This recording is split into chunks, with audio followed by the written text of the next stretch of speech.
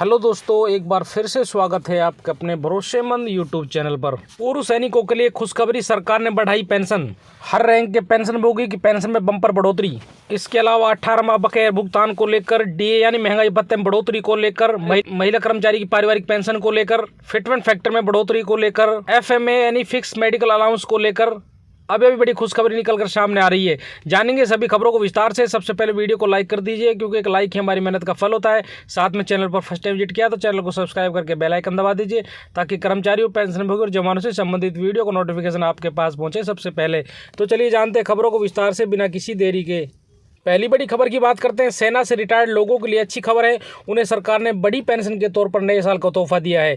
देर शाम कैबिनेट के फैसले की जानकारी देते हुए सूचना एवं प्रसारण मंत्री अनुराग ठाकुर ने बताया कि केंद्रीय मंत्रिमंडल ने वन रैंक वन पेंशन के तहत रक्षा कर्मियों, पारिवारिक पेंशनरों की पेंशन में अगले संशोधन को मंजूरी दे दी है। इसके कुछ देर बाद ही रक्षा मंत्रालय के प्रवक्ता ने ट्वीट कर बताया कि ओआरओपी के तहत 1 जुलाई 2019 से सर्विस पेंशन में रैंक के अनुसार कितनी वृद्धि की गई। प्रवक्ता ने एक टेबल भी शेयर किया। इसमें सिपाही की रैंक से लेकर लेफ्टिनेंट जनरल रैंक तक पुरानी पेंशन के बाद 2019 से संशोधित पेंशन और उसके बाद 1 जुलाई 2021 से रिवाइज पेंशन के आंकड़े दिए हैं। इसमें बताया कि सिपाही को 1 जनवरी 2016 को 17,699 रुपये पेंशन मिलती थी, जो 1 जुलाई 2019 को बढ़कर 19,726 रुपये हो गई।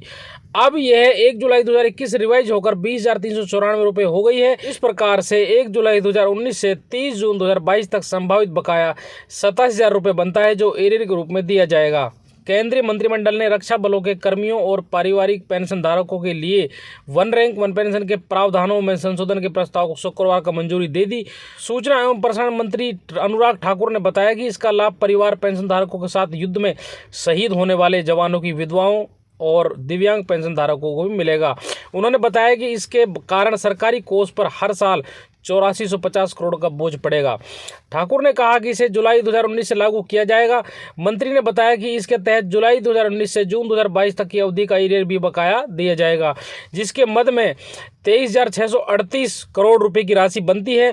उन्होंने कहा कि इसका लाभ सभी रक्षा बलों से सेवानिवृत्त होने वाले और परिवार पेंशन धारकों को मिलेगा। अगली बड़ी खबर की बात करते हैं। रक्षा मंत्रालय ने सैन्य कर्मियों को विकलांगता पेंशन का दुरुपयोग रोकने के लिए नई नीति बनाई है। यह 21 सितंबर 2023 के बाद रिटायर हो रहे सैनिकों पर लागू होगी। इस तारीख से पहले रिटायर सैनिकों पर यह नीति प्रभावी नहीं होगी।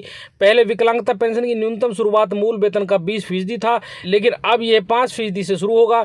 मेडिकल आधार पर परीक्षण के बाद विकलांगता के अनुपात में इसमें बढ़ोतरी का प्रावधान है, जो 5 से बढ़कर 10 और अधिकतम 40% तक किया जा सकता है। विकलांगता पेंशन के पहले दावेदारी 5% तक होती थी, मगर आजकल ये इससे काफ़ी ज़्यादा बढ़ गया है। 40% तक लोग इसका दावा करते हैं।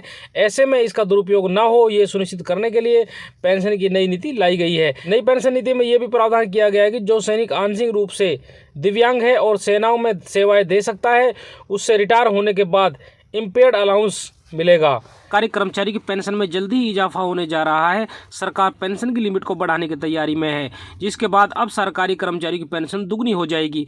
फिलहाल इस मामले पर सुप्रीम कोर्ट में सुनवाई चल रही है। अगर सरकार ये फैसला लेती है तो फिर आपकी सैलरी चाहे जितनी भी हो, लेकिन आपकी पेंशन की कैलकुलेशन 15,000 रुपये पर ही की जाएगी। अब बात करते हैं 18 माह बकाया भुगतान के लेकर आई बड़ी खुशखबरी की। केंद्रीय कर्मचारियों के लिए अच्छी खबर है। लंबे समय के बाद में 18 महीने के बकाया डीए पर बड़ा अपडेट आ गया है। मीडिया रिपोर्ट्स मुताबिक सरकार जल्द ही कर्मचारियों के खातों में 18 महीने के बकाया डीए का पैसा ट्रांसफर करने जा रही है।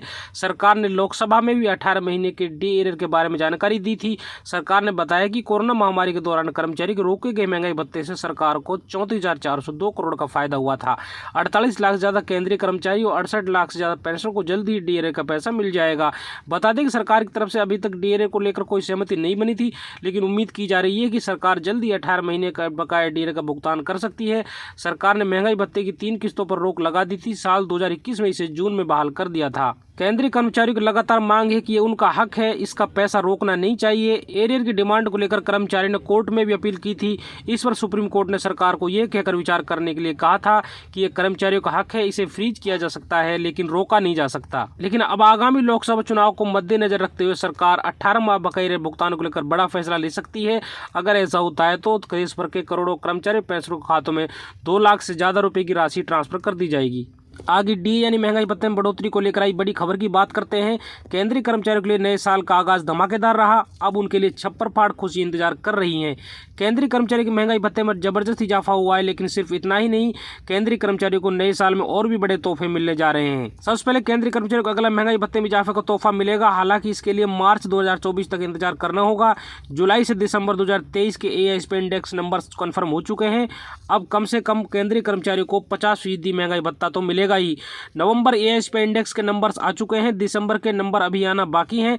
महंगाई भत्ते में अब तक 4% उछाल आ चुका है। मौजूदा डीए की दर 46% है।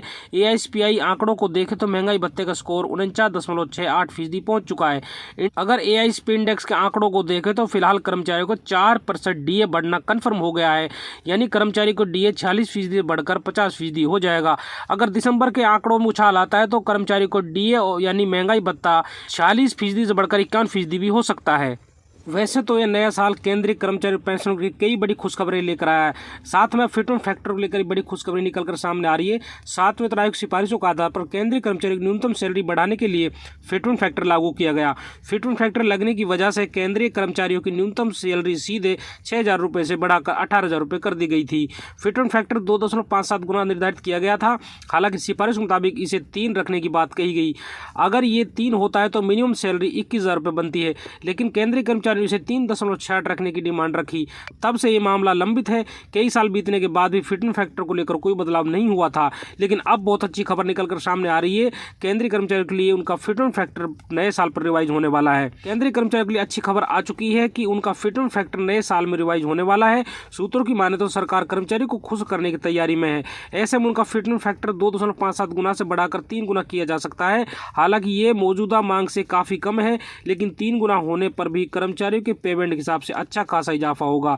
सातवें वेतन आयोग सिफारिशों के मुताबिक फिटमेंट फैक्टर 2.57 गुना है।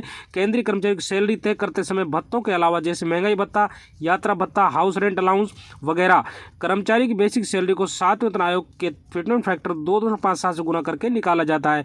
उदाहरण के तौर पर अगर केंद्रीय कर्मचारी की बेसिक सैलरी 18,000 रुपये है तो भत्तों को छोड़कर उनकी सैलरी 46,260 रुपये होगी। अगर इसे 3 मान लिया जाता है तो कर्मचारियों की सैलरी 63,000 रुपये हो जाएगी। इससे कर्मचारियों को बम्पर फायदा देखने को मिलेगा।